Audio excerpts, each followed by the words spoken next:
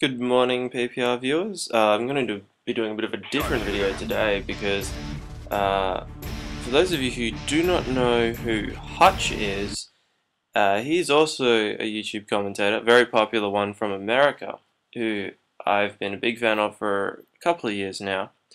And anyway, he posted a link on Facebook to one of his buddies' videos, aplfisher. Basically, the title of this video was You're Overthinking It, Scott.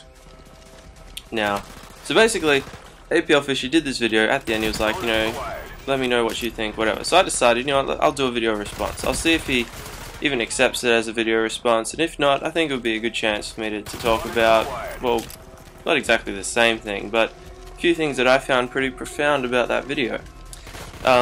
First of all, the first thing that jumped out at me was that aplfisher is also called Scott, which is funny because I am also called Scott, and he is a serial overthinkingist, just to invent my own term there, which is also funny because I also am a serial overthinkingist.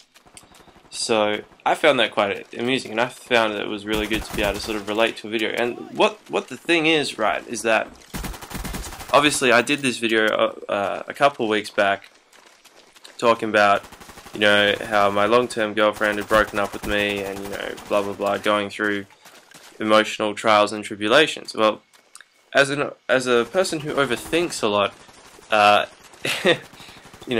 what APL said was that, sometimes when people tell you not to think about stuff, when they say, you shouldn't think about this, like, you don't have to think about it, you shouldn't dwell on it. Well, I think he was right when he said, you know what, maybe you should think about it. Like, if it helps you cope with things, sometimes there's absolutely nothing wrong with thinking about things a lot, because sometimes it can help you put pieces together. It can help you sort of find links between, why things happen.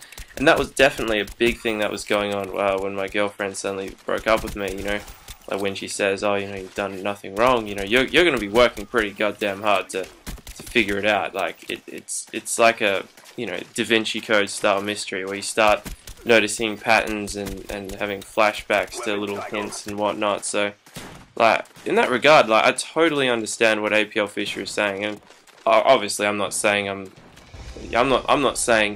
him and I are the only people on the planet who are overthinking, who are neurotic overthinkers, and are also called Scott, But that was just a fun little coincidence of mine, because it is something that I've been struggling with a lot. Like my friend's been saying, sometimes you just gotta let go, you just gotta not think about it. And then for me to come on Facebook, I just wake up, I go on Facebook, I see this there, I'm just like, well, I'm not a superstitious guy or anything, I don't believe in fate or signs or, destiny or whatever, but it was a little bit nice to see that video there, and it's good to know that, getting a little bit of reassurance that, yeah, sometimes it's okay to overthink. It's fine, like, whatever helps you to cope with something. So that's, in my life, that's one of the big things that I'm very much a serial overthinkingist, and that's relationships, whether they're ending or beginning, which is what I want to get onto next. Is that I've been broken up for a little while now, and there have been people who have come and gone that now that you're single, you look at it a bit differently, and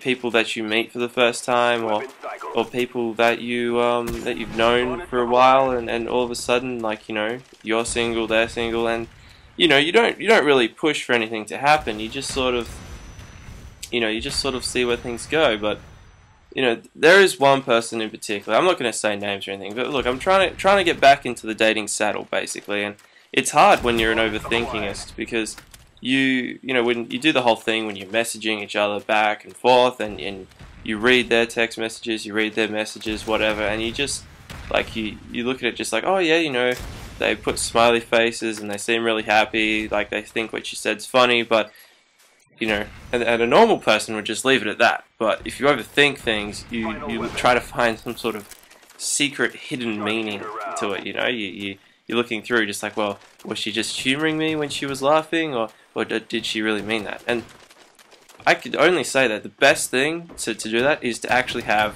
like a phone call, like actual voice, or even better yet, face-to-face interaction. I mean, like, take it from me, like this person who I like, you know, I'm sort of like, we've agreed to meet up, whatever, like, you know, casually, whatever. I haven't said like a date or anything, but my advice to you is, like, if you want to find out what someone thinks about you, have a face-to-face conversation with them, because odds are that it's going to be much more difficult for them to hide, you know, their true intentions, because they're going to have to consider body language and whatnot. And again, if you're an overthinker, you're going to be looking at body language a hell of a lot as well. Anyway, APL, I hope you consider this for a video response, whatever, to your video, and to the rest of our regular viewers, I will see you guys later.